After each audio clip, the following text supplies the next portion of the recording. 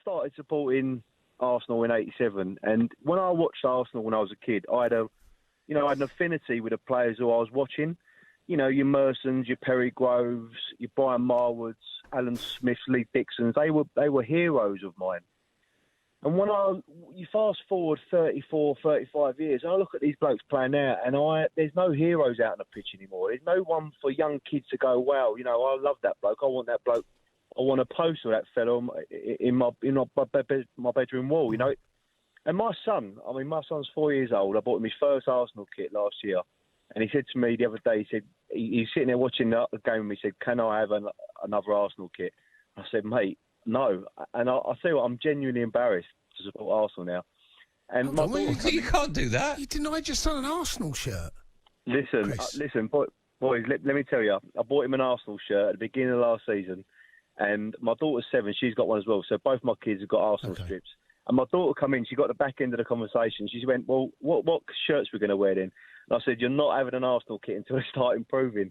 Now, so my daughter started reeling off teams that she could support. And she started with Spurs and West Ham, and they was automatic no's. And I ended up with Chelsea because I thought, you know what? I can get up there on the Victoria line. I'll go and watch a Chelsea game, and they're not our arch rivals. But, I mean, how embarrassing is that? I never thought as a 40-year-old man I'd have my kids wearing Chelsea kits. But that's where we've got to now with Arsenal. Oh, who do you want to win? Who do you want to win on Boxing Day then, Chris? You want Chelsea to win, I suppose, mate, now? Come on, you're going to slaughter us. No, Chris. Jason, honestly, you're going to slaughter us, mate. We are pony. Who do you want to win? Oh, come on, Arsenal. You know how it works. But listen, boys, the point I wanted to make, that was more of an emotional thing for me because I'm just annoyed about the way Arsenal's gone downhill so quickly. But for me, you know, Kroenke took over in 2007.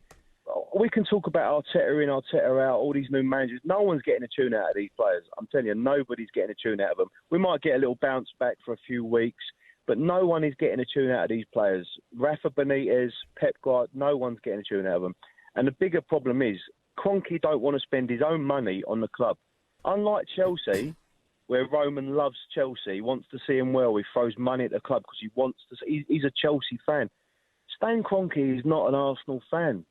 You know, and the bottom line is, I'll be surprised if he even knew they was playing the other day. He spent billions on the LA Rams in America because he has a passion for the LA Rams. 6 weeks ago, tongue-in-cheek, I would have said, we're in a relegation battle. And a lot of my mates are Arsenal supporters, they're season ticket holders. And, you know, tongue-in-cheek, I was saying, look, we're going to be in a relegation fight in 2 months' time. But 6 weeks down the road, I genuinely feel that, you know, I don't know what the strategy is going to be in January because you sack Arteta, you keep Arteta, whatever you do. You've got to throw £300 million at this problem in January, and we know that ain't happening. 1, because January's hard to buy players. 2, because they ain't going to throw the money at the club.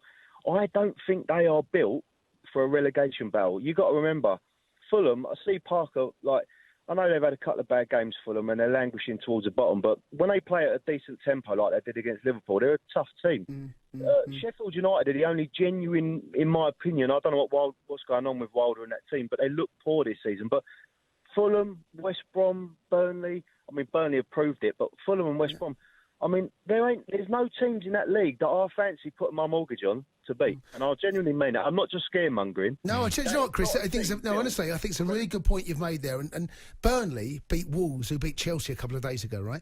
Burnley are not used to being in that position. Yeah, I'll say it. They're more expected to be there. And I think those players take on that responsibility knowing that they're going to have to fight for every point, that every point doesn't come easy, that they're hard graft. And in Dice, they've got a manager that knows that end of the table or knows that part of the table. Arteta doesn't. The players don't.